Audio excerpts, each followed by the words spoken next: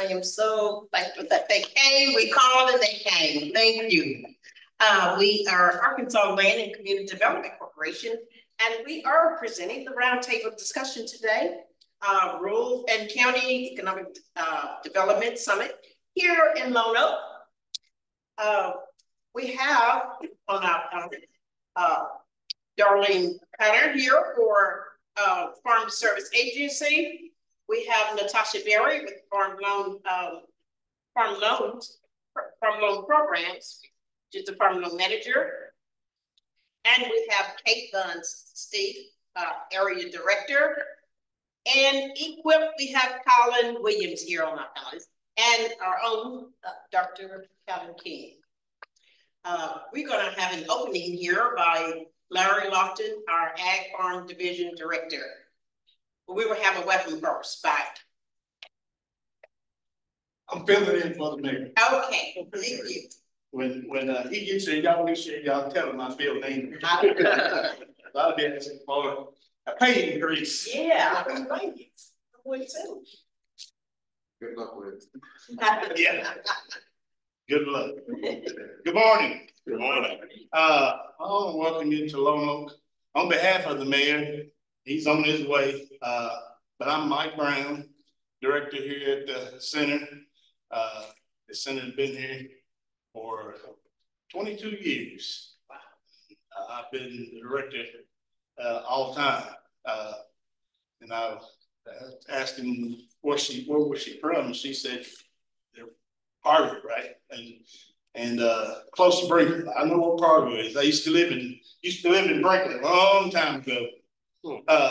But on behalf of the city and the community center, we want to welcome y'all, and it's very thoughtful. Y'all chose the center to come share it, and I think I'm gonna sit down and I think I can get a lot from this meeting.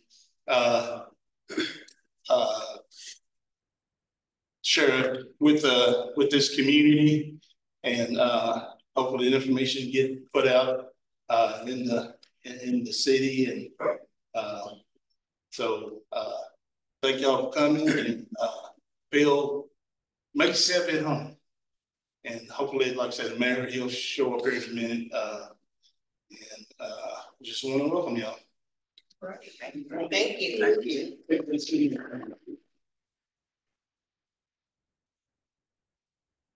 And this is gout, so if you have gout, stay off red meat and sodas. And I can't do either one.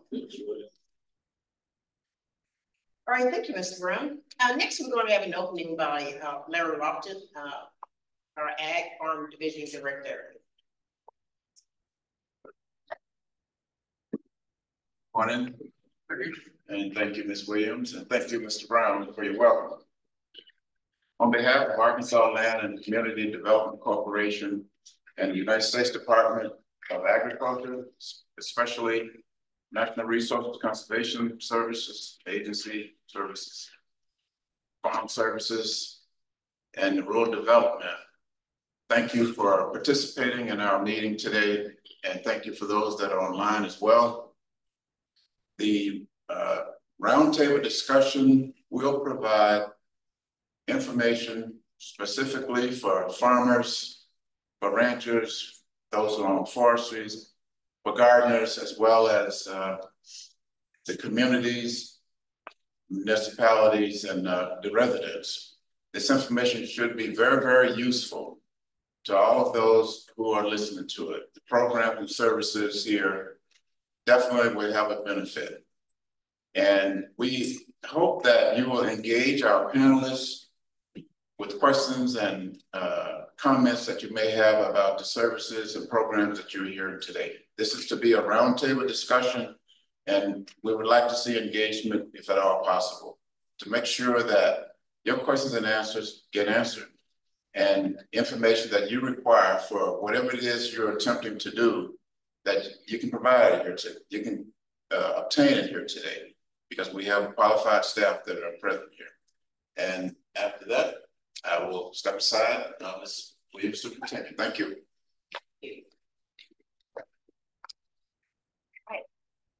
Thank you, Mr. Walton. Next, we're going to have from our own one on USDA Urban and Rural from Dr. Kevin King, our President and CEO.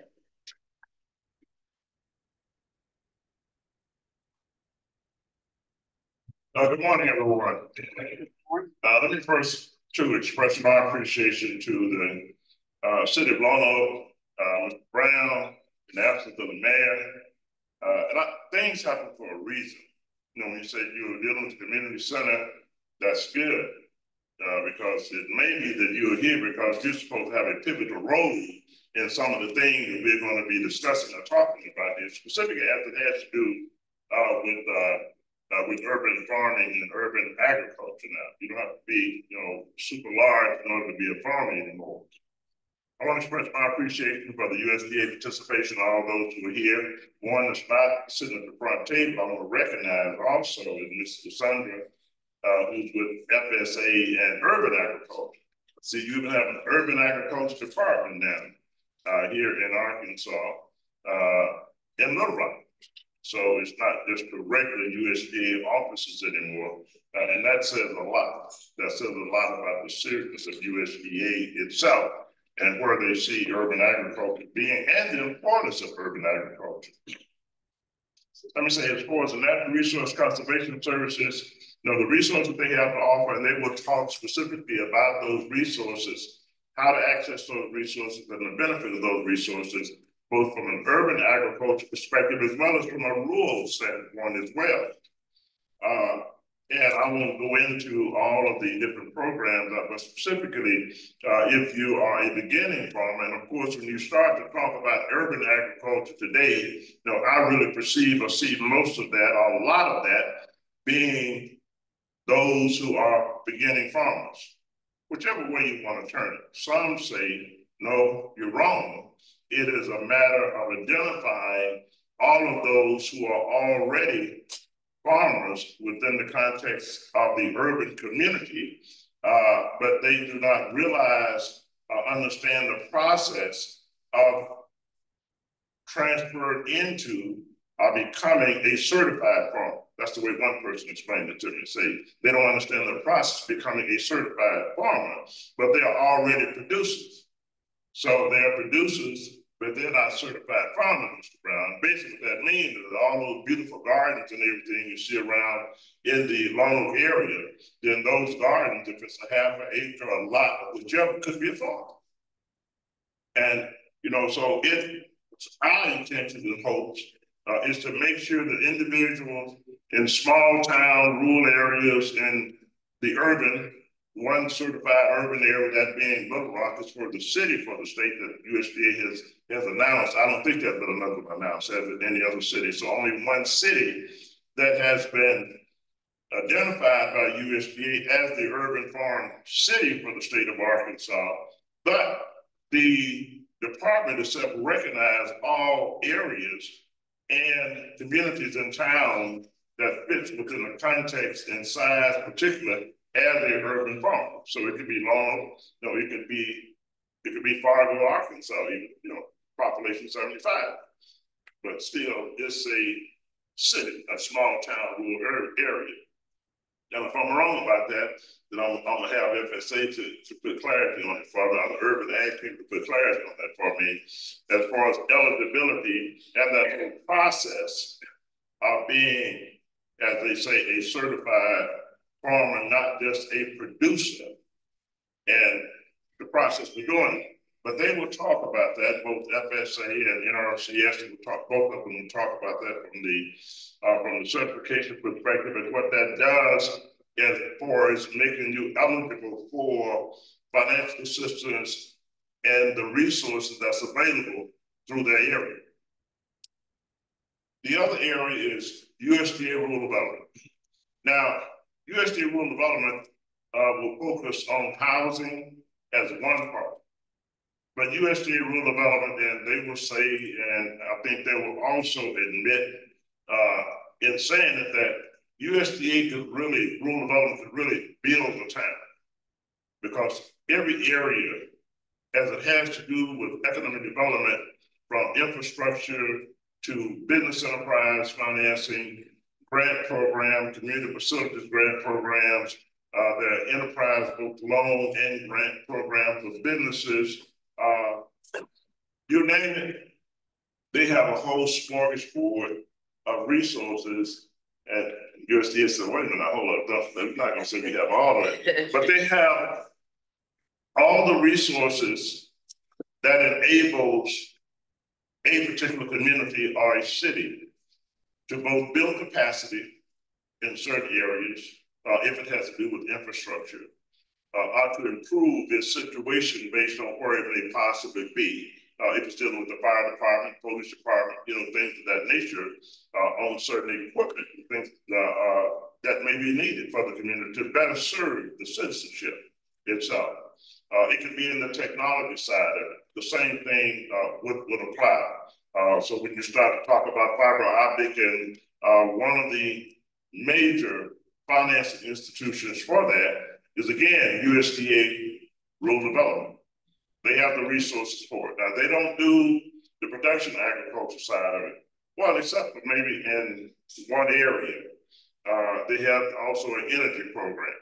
But they'll talk about that in the area that they primarily concentrate on, as it relates to community economic development and what this particular event is all about.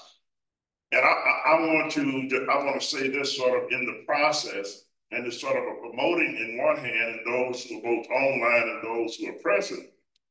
We will be having a meeting in Forest City, Arkansas, September the 5th. And we are 25th. Well, I tell you what, I'm glad I got help here, ladies. Kyle, everybody here. As really say, well, I'm backing Kyle up. See, I got more than one back, and when I get it wrong. September the 25th. September the 25th, we're having a partnership meeting with bankers. No, I don't think we realize how much of a resource our private sector bankers are, and how they can leverage other resources to partner back with USDA rural development and community facility organizations, Mr. Brown, to do community economic development, both housing and business financing, equity financing for small business. We'll talk about that. We'll talk about the grant program. I also serve on the advisory board for Federal Home Loan Bank, and I've been there for a time period now. And some of the bankers I've been having some discussions with recently. But we want to get more, but I'm hopeful that we will have more participation on the part of Federal Home Loan Bank in creating these partnerships, and how these partnerships can create more equity in our rural community. Everyone is talking about building equity in the underserved areas. And believe it or not, Federal Home Loan Bank, by way of the bankers, because the revenue has to come through the banks, is a real major resource for doing that. As long as there is a strategy and an approach for doing it, and you have good and strong partnership in the process, both community-based organizations, municipalities can play a role. I was just talking to some of the R&D staff about the intermediary organization, those how to become an intermediary in doing housing development, either as a nonprofit community-based organization or as a municipality. How you can become an intermediary, building more capacity at the local area, and partnering in with USDA rural development. Now, this meeting or event is what we call lunch and learn, because it will be a luncheon session. And the purpose of it is for individuals to learn more about the resource and how partnerships can bring so much more to our local areas. Now, don't get me wrong, Federal Home Loan Bank is very, very active in the state of Arkansas and with the banks, Northwest Arkansas, Northeast Arkansas, Central Arkansas area also. And, that's well and understood, because you have a much larger population of bankers in the area.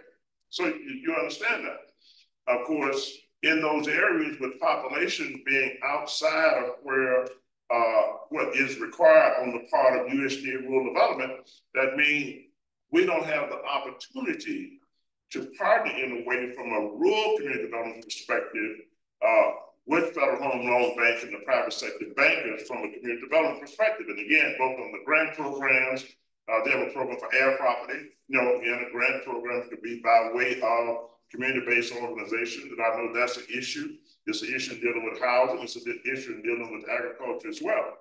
So that lunch and learn meeting on the 25th of next month, that's what it's going to be all about.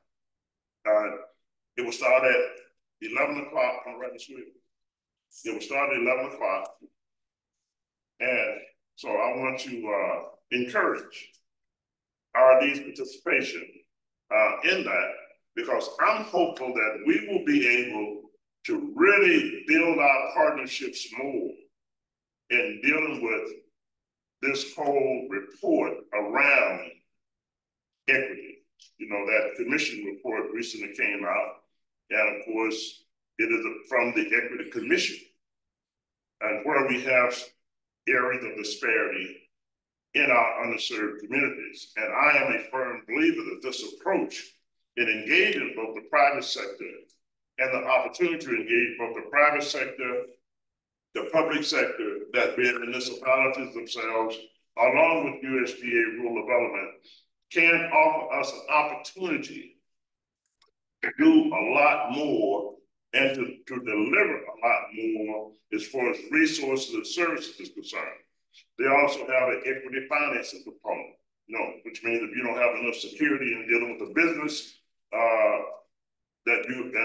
know that USDA does the guarantee loan program as just one example. So if they're doing a loan guarantee and the bank said, well, we're doing a loan guarantee, but you still have some exposure there.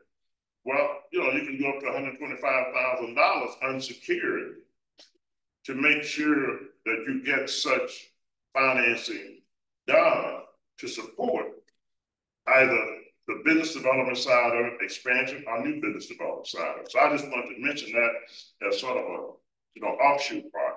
The other things we do from a community development standpoint, Arkansas Land and Community Development Corporation, in servicing, we provide direct technical assistance in basically all the areas that I'm talking about, including the private sector working with the banks and with USDA. If it's with housing, and that's doing the packaging for the housing loan program. If it's with packaging the farm business loans, we do that also.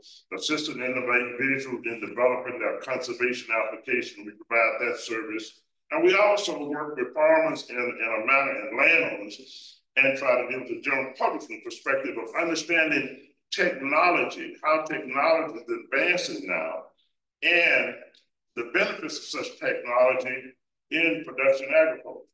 And of course, one of the areas is dealing with the drone. We have a drone program, and we have done some demonstrations with the drones and working with livestock. We have something we're dealing with now and dealing with horticulture crops, the benefits of that, and the feasibility aspect of that, as it has to do with small farmers and of course large farmers as well.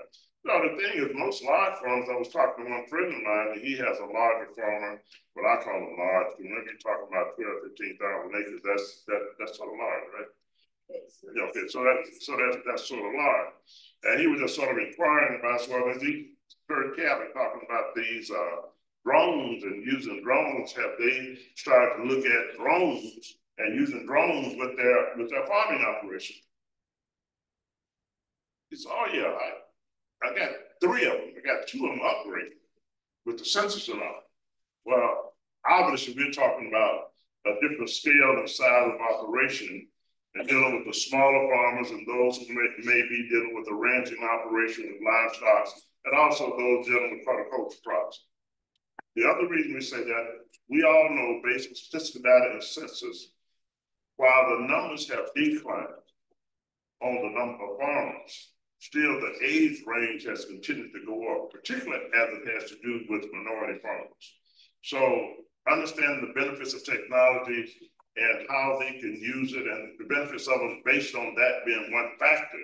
Now with smaller farmers and producers, and particularly with livestock operation, investment production also, and how to use that type of technology those are also some of the programs that we have, and we do demonstration for them on those farms. And we can come back and shoot and send the actual picture out to them on the farming operation, on their crops, what it looked like at this stage and what it looked like at another stage, and where it may have been experiencing stress as a result of where there has been too much rain.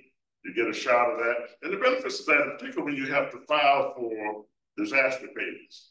So you have added evidence of what has occurred in this cropping season with your farming operation from one stage, beginning of planting, and even going through a drought stage if you don't have irrigation there. And the effects it's having on the crop, and of course you know what the end results are when you get to the point, and having that type of information and pictures of it as well when it comes down to where it's reached full maturity and you're going toward the level of where you're going to be preparing to deal with harvest, and you can see where you're going to have less production coming off from that particular crop. Well, we do those type of things as well and use it. Now, do I know how to fly a drone? No.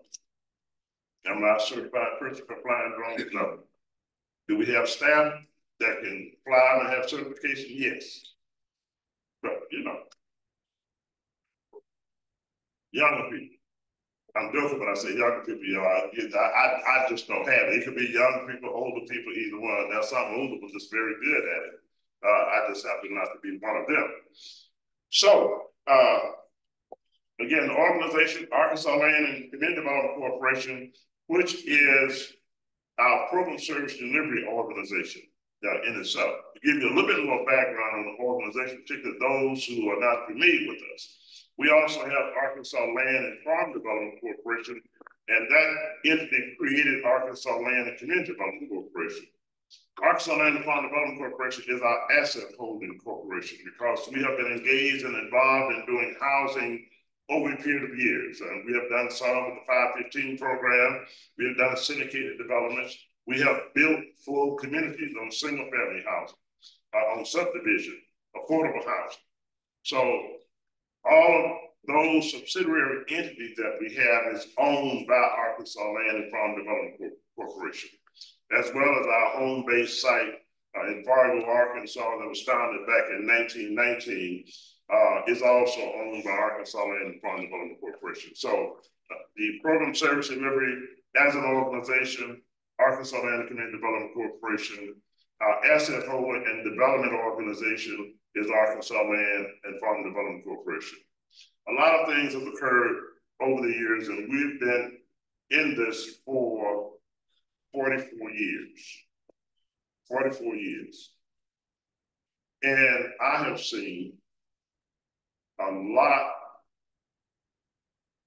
of things occur over the years, and what I call what have been more of a transition. We had a conference theme in 2007. It said developing a strategy and implementing a plan.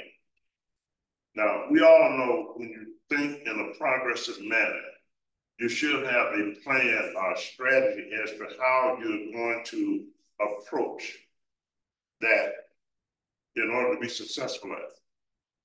I know that one USDA has a strategy and a plan that they have been working toward over the years to achieve specific goals toward addressing the needs in our rural area. So this is what this meeting is all about today. And you all have an opportunity to hear from them both about their tools that they are using now in implementing that strategy and the benefit of those resources for you as individuals and for the community as a whole. So I'll come back later, and I told Kyle and his colleague, they said that they were ready for all the questions. I said, that is very good. I said, it's good, you're ready for all the questions. So, see, because I'm the one that's going to be asking some of the questions. Then they said, well, maybe not all the questions, but some of the questions. Then I said, well, what I like to do is position myself is that if I ask the question, be aware that I may already have the answer. but I want it to be delivered from USDA. So people, I'm gonna stop at this point, and I'm looking forward to the engagement on the part of all our audience as well as those that's online. Thank you.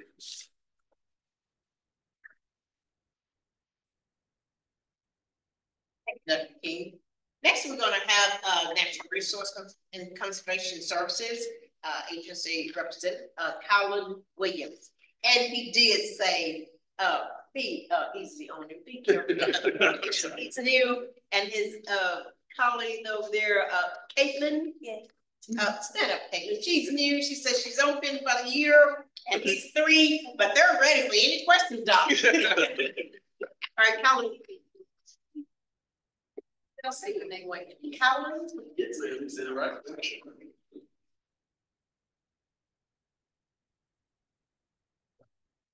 Good morning, everyone. My name is Colin Williams, and I am a resource conservationist for the Natural Resource Conservation Service. I'm based out of Payson, Arkansas, where our service team 7, which covers 5 counties, which is Monroe, Lonoke, Woodrow, White, and Prairie. But just to give you guys a basic introduction of what we do, we provide technical and financial assistance to our nation's farmers. We typically do this by making conservation plans that they can address resource concerns, typically on their landscape. So some of those resource concerns typically are water quality and soil erosion, just to name a few. But I've been asked today to highlight some of the programs that we have. Typically our main programs are EQIP and CSP. To give you a basic overview of EQIP. EQIP is our flagship program. Typically, with that program, you sign up, you come in, prepare your conservation plan, and typically you sign a 3-year contract with us to implement those conservation practices to address those resource concerns that you have. The financial basis of that is typically 60%. But if you are a beginning farmer or rancher, underserved farmer, a limited resource farmer, or a veteran farmer, you can get cost share up to 90%. And with EQIP, they're typically it focuses on infrastructure practices. So that can be cross fencing, heavy use areas, water facilities for pasture, just to name a few. With some management practices such as crop rotation, management, pest management. And our sign up for EQIP is year round, so you can come in and sign up any time of the year. We also have CSP. Typically with CSP, that program you're enhancing what you're already doing in EQIP. With CSP, that program is generally 5 years, and you get a minimum stewardship payment of $4,000, and that's over a 5-year period. And that does not include the management practices that you signed up for. So you get that minimum $4,000 payment plus the cost share you'll get for implementing those management practices that we offer. And that sign up too is year round as well. We also have our Urban and Small Farm Initiative. With that program, you can come in. USDA has set money aside for urban farmers to come in and get seasonal hot tunnels. Utilize micro irrigation systems to have available water for their crops, as well as mulching. Typically, that resource concern for hot tunnels is extending the growing season. So you're being able to extend your growing season throughout the winter months. And to be eligible for these programs, you do need to have a farmer track number. And MSA, I'm pretty sure we'll highlight on the ways you can get a farmer track number. You also need to have an adjusted gross income. You cannot make over $900,000 a year, which typically I don't think most of us make that. So, then you also have to complete a 902% farm operating plan. MSA will highlight that as well to be eligible for programs that we have in NRCS, as well as a 226, which is a highly erodible land form that you have to fill out as well. That's generally a basic overview of what we have to offer. And if you guys have any questions, I'm more than willing to answer. Well, you know, Actually, what I want to do, I want to save my questions to the end, and I'll have them for everyone. And the reason for that, the different programs and your speakers, certain things are going to connect together. He's talking from an NRCS perspective, but he gave reference to Farm Service Agency. So when you hear from Farm Service Agency, I'm just hoping you all connect the dots. And they talk about how they connect from that perspective, such as with EQIP. Now I will say this now, EQIP and CSP as well. But what I will,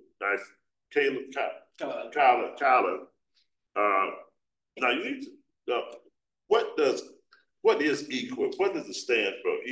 Okay. So EQIP stands for Equality. I mean, I'm sorry, Environmental Equality and Citizens Program. Yeah, the actual name itself. You say EQIP. Some of them don't know what. I see Mr. Williams. Okay, that was a quick one. That's not a quick one. But just let them know what EQIP really means. So EQIP, they think that's the actual program name. So if you're looking for EQIP and put in, it may not come up. So what EQIP really means, the actual name. Yeah, the Equality Environment Incentive Program, and CSP stands for the Conservation Stewardship Program. Okay. Sorry, I mean to get y'all with the acronyms. We'd like to see other examples. Okay. I have no questions. Oh, were there any questions or concerns, or any questions from the floor? Anything online? Audience, do y'all have any? No questions? Oh, you'll have to. Yeah, no questions.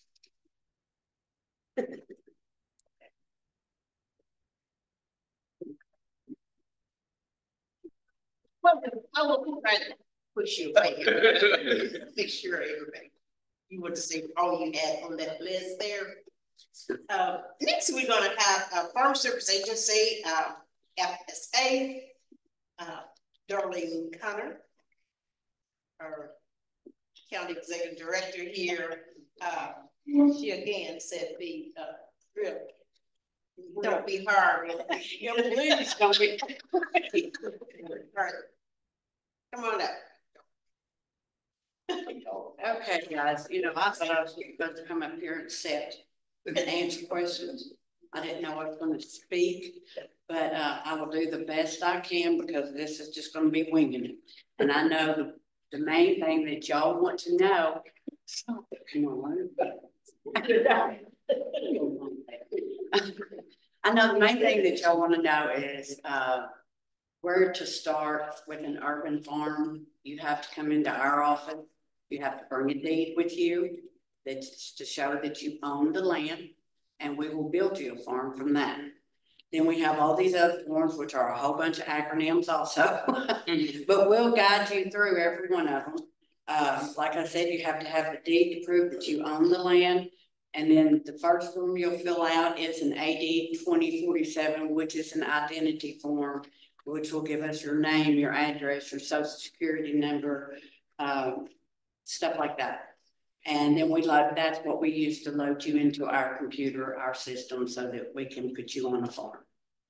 And a lot of times when we get these deeds and we look up farms, they're already in another farm now.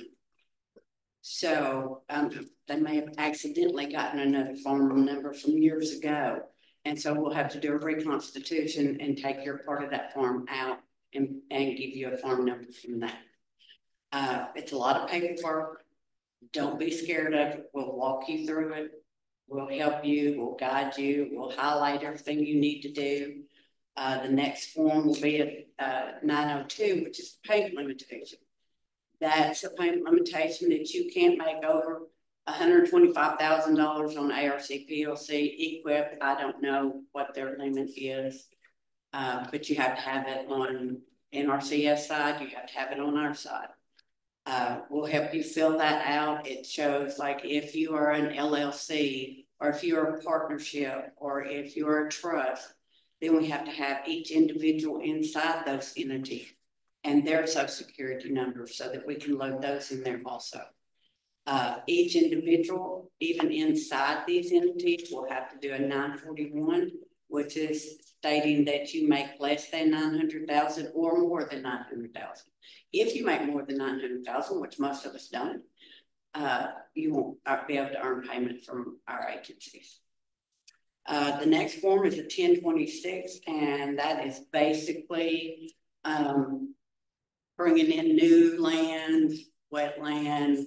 That's for NRCS's purposes, so that they can say whether it's highly erodible or non-highly erodible ground. But that's where you start to get to build a farm. And I know there's going to be a whole lot of people coming in because everybody's wanting to do this gardening, and there's no reason not to. It don't take us long to do it. A lot of times we can do it while you're in the office. Sometimes we have to do it by email and just email your forms back and forth, and we'll highlight where you need to sign and you can email them back to us. It's not necessary that you have to come to the office to do it. We can do things by email. Any questions? I'd be glad to answer. I was prepared for questions. I was not prepared to speak.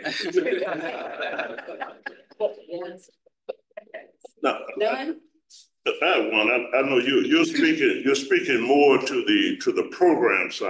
I want y'all to understand. Yes. And there's one other area you talked about the farm itself, but there's also on the program side what you use to really mitigate how to minimize risk factors if you're a horticultural crop producer, vegetable crop producer, and that's your insurance program.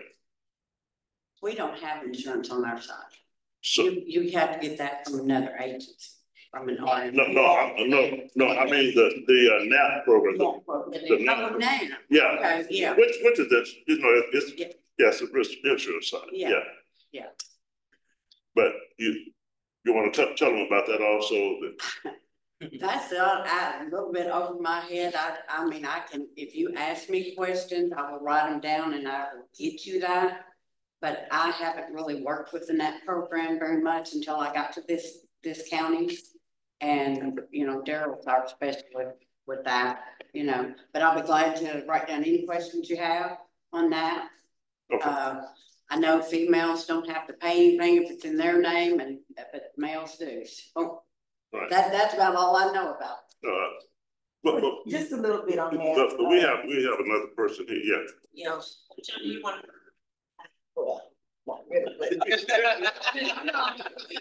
So I had to do it. You have to do it. I'm LaShonda Tucker. I'm the new Pulaski County CED Urban Ag. Just a little bit on that. It's our non-insured crop disaster assistance program. So if you do grow fruits and vegetables, because they're not covered regular insurance, it will cover you. Due to a disaster, has to be a disaster loss, excessive rain, freeze, drought, anything that falls along that category as a disaster, then your crops could potentially be covered under that. But there's no cost for socially disadvantaged. So there's no premium for you. Yeah, and so I mean it's good to sign up for, even if you are, you know, a small producer or, you know, even a large producer as far as fruits and vegetables. So it does cover you. That is the insurance that covers you under fruits and vegetables. Is NAP. That also covers cattle, sheep. Oh yeah, grazing. Yeah. Mixed for pasture. Mixed for it covers that as well. We'll go more into detail after in case someone else has questions, because this is the financing component also with FSA, Farm Service Agency. Now, they talked about the program, so they have two sides, program side and they have the financing side. Are you going to talk about the financing side? No, I'm talking about it. There you go. You got another one. All right. All right, that sounds great. Okay, good. I don't want to take nothing away from you. Okay, thank you, Darlene, and Next, we're gonna have Natasha Berry. She's our new farm loan manager in this area. Yeah.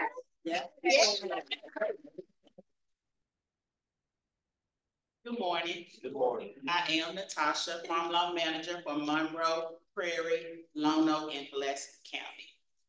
It's good to be here today.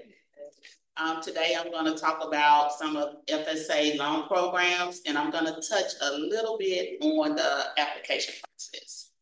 The first loan program I want to discuss is the microloan program. Microloan funds can be used by any farmer, but it is specifically designed to meet the needs of the small beginning farmer. And the microloan program, the application process is more simpler than the direct loan program. The loan limit for the microloan program is $50,000. You can use these funds for annual operating expenses, equipment purchases, and land purchases. For equipment loans, you have a 7-year term or less. For farm ownership purchases, you have a 25-year term limit to pay that back. And for annual operating, it's 1 year. It's due back in 1 year. The next loan program that I want to talk about is the direct loan program. This is the most used loan program that FSA offer. The loan limit for the direct loan program is $400,000. As well as the microloan program, those funds can be used for annual operating expenses, equipment purchases, and farm ownership. The direct loan program, it just gives farmers more money to farm with.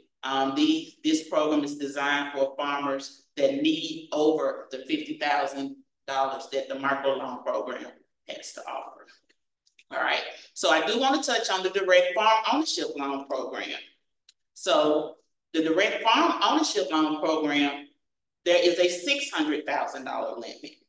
And those funds can be used to purchase a farm, construct, or provide improvements to a farm. You have a 40-year term to pay those loan funds back. You can do 40 years or less, okay? Farm loans are not closed in the FSA office. You will be required to, they'll be required to be closed at a title company or by an attorney. We only fund the market value. FSA will order an appraisal, and we will only loan you what that appraised value is for that farm, okay? The next loan program is the guaranteed loan program. This program is used a lot. It's for our bigger farmers that needs basically over the $400,000 that the direct loan program offers. And what this program does is we work with the lenders in the area, all right? The farmers will go to the lender, and the lender will submit an application to the county office. What we do is we guarantee those lenders that if the farmer does not pay them back, we guarantee them a 90% guarantee or a 95% guarantee for beginning farmers. We also have the youth loan program. I'm trying to build up this youth loan program in my area. But youth loans is designated for young people at the ages of 10 and 20 who participates in 4-H clubs, FFA, or any other similar organization. And for youth loans, these young people can get up to $5,000 for an operation. And they have a 7-year term to pay it back, or for annual operating expenses is 1 year. Next thing I want to talk about is the application process. Okay. The first thing you want to do is work on your application, all right? And your first contact, if you have any questions, is your local FSA office in which your farm is headquartered, okay? So the first thing you want to do is develop a farm business plan and your farm goals, All right. After that, you need to determine which FSA office you want to visit, so you can review the eligibility requirements, because there are several eligibility requirements. You want to discuss those requirements with your loan officer. Then you want to complete the required forms with the application is an FSA 2001.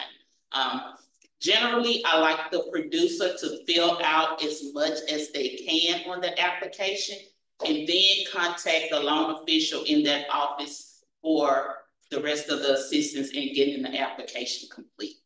All right. And then after you meet with your loan officer, then you can go and gather the rest of the required documents, okay?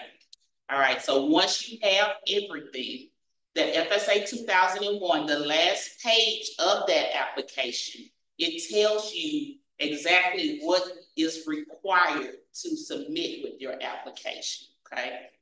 So the best thing to do is to go through the application, contact your local FSA officer, and submit all the required forms.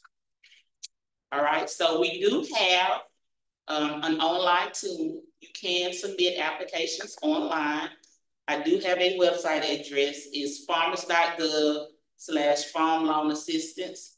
It's an online step-by-step guide. It supports received in person. It provides material, and it's available 24/7. So in most cases, when you turn your application in, FSA will schedule a meeting shortly after receiving your loan application. When they do that, be sure to ask questions. If there's anything you don't understand at that time, that's the point to ask your loan official. If you're not satisfied with the level of service you're receiving, you may contact, the FSA state office. So that is all I have this morning. Are there any questions on FSA loan programs or the application process? We're gonna come back and talk about this more, but there's one. Recently, USDA Farm Service Agency did a press piece that they're now going to be operating differently as a relationship as far as options are concerned in dealing with servicing loans.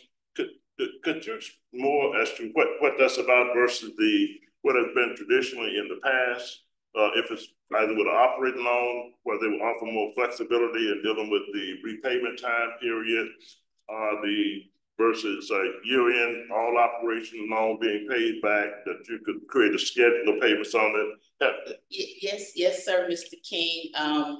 There are some new rules coming into play, but the county offices have not been trained to deliver that yet. So once we are trained, we can come back and present that information to the public, okay? That wasn't a trick question. I just want to let you know we've been reading all information too. We try to keep up on it. Okay. All right. All right. Thank you. All right. Thank you, Natasha. You're welcome. Is there any questions on the line? Thank you. But there is one other question, okay. And I would just so people know that there's another loan. It's a third-party lending. Was that been say on our property within the 2018 Farm Bill? How do you all address that? If individuals, because I know y'all encounter a lot of situations of operating either leasing our property and sometimes where there's issues around the family members. You want to talk any about that, or should I just come back later when we talk about it? Come back. Okay.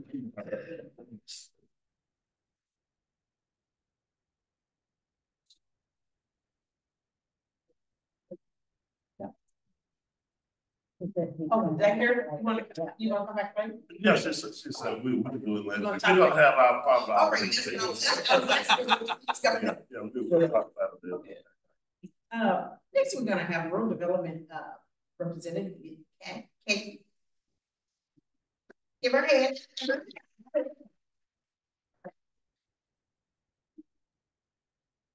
I'm also new.